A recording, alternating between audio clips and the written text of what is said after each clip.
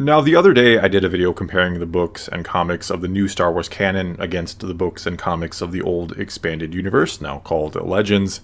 And I went on to say that despite, yes, there certainly being some good material in the new canon, and I do plan on making a video covering some of it, it's hard for the new canon to compete with the old expanded universe, mainly because back in the day of the EU, they had a lot more freedom when it came to what stories they could tell. They weren't, you could say, having to necessarily play second fiddle to all the movies and shows or be little more than supplementary material for them. And I talk about how much I enjoy the EU, how it sort of took on a life of its own, it became its own unique thing, and that it was where the story of Star Wars was happening, what was driving it forward. And almost inevitably when talking about these two things in the same breath, about the new canon and the EU, the question or debate comes up about whether or not the expanded universe was ever officially canon or recognized as such by George Lucas, and more on that in a bit. But first, there were some asking me in the comments of that video how I can be a fan of both the EU and the 2008 Clone Wars animated series, how I can be such a big fan of Dave Filoni, considering his show, and I use that term his show very loosely because George Lucas always had final say over anything he may want to do. Anyway, how could I be a fan of Filoni and his show that essentially disregarded or contradicted the Clone Wars era stories of the EU that came first? And the simple answer to that question is, I just enjoy both of them. It's not something I feel has to be one or the other. I mean, years prior, when the prequels first came out, it became pretty clear then that George Lucas was just going to do his own thing with Star Wars, regardless of anything done in the EU, or that vice versa, you could say.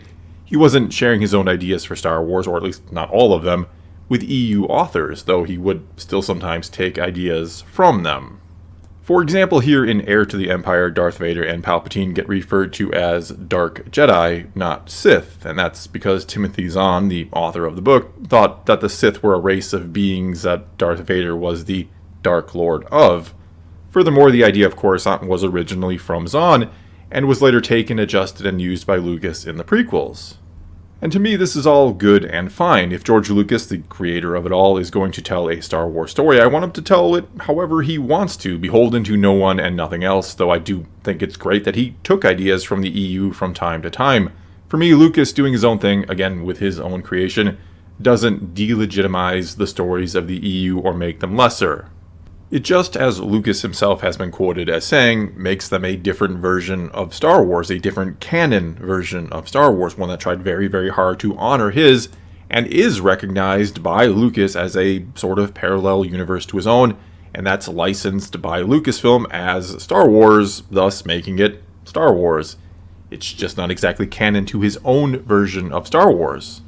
The one that mostly exists in his head and that we've gotten glimpses of in the films and Clone Wars series that he gave us, which is even what Dave Filoni basically said in this clip taken from an interview with him a few years back now. There's this notion that everything changed and when everything became Legends, and I can see why people think that. But, you know, having worked with George, I can tell you that it was always very clear, and he made it very clear, that the films and the TV shows were the only thing that he considered canon. That was it. Mm-hmm. And Filoni follows this up by talking about how the writers or creators in the EU took and ran with and explored all sorts of new and interesting ideas that essentially expanded Star Wars in great ways, but in different ways than Lucas would have taken it or done with it, which yeah, makes sense that that would be the case. There's been a debate for a while now about how much or how little Lucas was involved with the EU or how much he sort of oversaw it. And though I don't think anyone will argue that he micromanaged it or was fully vested in it and constantly keeping tabs on every aspect of it, as owner of Lucasfilm and creator of Star Wars, he certainly still wanted it to be good and, to a large degree, probably faithful to what he feels Star Wars is all about or should be. I'm sure there were some things that crossed his desk, ideas for stories in the EU that he struck down, or times he added his input to it, and it became something else. And other times, as we know with Coruscant or characters like Aya Sakura, sometimes he took from it for his films. Though as Dave Filoni talked about in this interview as well as another, and I'll link both in the description below, George was no expert in the EU, and Filoni would oftentimes bring ideas to him from the EU, saying he never assumed George knew anything about it. Or he'd point out what had been done in the EU, especially when it was something that would make total and absolute sense to sort of incorporate into George Lucas's Clone Wars, like when they needed a large crime syndicate and the EU already had Black Sun. Filoni also talked about how he would have done some things differently with Clone Wars, that he would have aligned it more with the EU, which he is a fan of and very knowledgeable of. But that first and foremost, he was there to create the most faithful version of Star Wars handed down to him by George Lucas, that it was his universe, and he always respected that, period. That he was always making the show Lucas wanted him to make. Which not only makes sense as a Star Wars fan himself, that he'd want to be as faithful to Lucas's vision as possible, but Lucas was also his boss. Of course he was going to do whatever George Lucas wanted him to do to keep his job. Which is why I've never quite understood all the anger directed towards Filoni when it comes to discrepancies, and there are some big discrepancies in Clone Wars compared to what the EU did. I've never understood quite the level of vitriol he faces over that. And no, I'm not saying or suggesting all the quote-unquote blame belongs to Lucas, or that maybe Filoni couldn't have fought harder to incorporate certain EU elements. But at the same time, Filoni said they also didn't want to use those elements just for the sake of using them, that it had to make sense and respect and honor what the EU had done with them. Again, like using Black Sun made perfect sense when bringing in a big crime syndicate, or when they needed an elite clone trooper team and Delta Squad briefly showed up in an episode and was then used again in Bad Batch. Filoni also talked about this same thing when bringing a character like Thrawn back for Rebels, that it had to make sense and honor a fan favorite character from the EU, or he didn't want to do it. And thus I've never really seen Filoni as an enemy of the EU, but someone who did the best he could for it, considering, again, like it or not, Lucas never saw it as part of his Star Wars, that he wanted to do his own thing with it. And though I'm sure Lucas cared about and concerned himself with the EU to some degree, again, I'm sure he wanted it to be good and be true to his vision on some level, as I'm sure pretty much everyone who worked on it, every author or artist or whatever, wanted to do the same. They wanted to honor Star Wars. I do think it was mainly something Lucas let be, which in a strange way I'm kind of thankful for. There's a lot of great Star Wars stories we may never have gotten otherwise if Lucas was closely scrutinizing every little detail and giving thumbs up or thumbs down to every story idea. For example, we know he wasn't fond of the idea of Luke getting married, and Mara Jade is one of my favorite characters in Star Wars, so there's that. And thus, in my book, there are 3 distinct canons, or could be more, depending on your point of view. But for me, there's the Lucas canon, everything he and only he did with Star Wars or was directly responsible for, like Clone Wars, even though Filoni was in large part a part of that as well. There's also the expanded universe, which didn't always align with what Lucas did, but was great in its own right. And then there's the new canon, or the Disney canon, which I call that for simplicity's sake, because it essentially began when Disney purchased Lucasfilm. And one of the reasons I tend to be particularly hard on the new canon is because it's now the only canon where new stories are told in and potentially will ever be told in.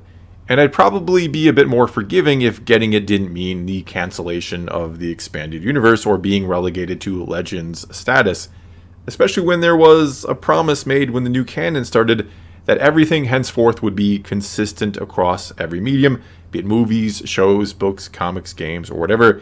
It was all going to align and make sense, which hasn't exactly been the case. Also, more so than even the expanded universe, the new canon literally claims to be the direct continuation of George Lucas' Star Wars. The sequels do very much consider themselves to be in the very same universe as the prequels and original trilogy, to be the direct continuation and conclusion of what they now call the Skywalker saga. Which I'm not saying they don't have every right to do as owners of the property, meaning Disney, but it also means you're going to be held to a very high standard with whatever content you put out, even though, yeah, in my head I do think of it as something still separate from the actual Lucas canon, which again is only the things he was directly responsible for. And all of this is only my prerogative or opinion, and one you do not have to agree with, of course. Even Filoni in one of these interviews talks about how fans can like what they want to like and not like what they don't want to like, and that the debate around canon is usually about being able to put certain events on a timeline for the sake of continuity and cohesion, so that the bigger story of Star Wars makes sense and that things align in a way that, again, makes sense. And that is important. It's, of course, very important for a story to be consistent. That's one of the most important things a story has to do. Why should I care about what happens next if the writer or creator doesn't care about what happened before? If they just make stuff up or contradict themselves, which is why, yes, on some level, I can understand some of the frustration with Clone Wars and Dave Filoni. It's like, we have a great version of these events already, so why are we telling them again in a different way?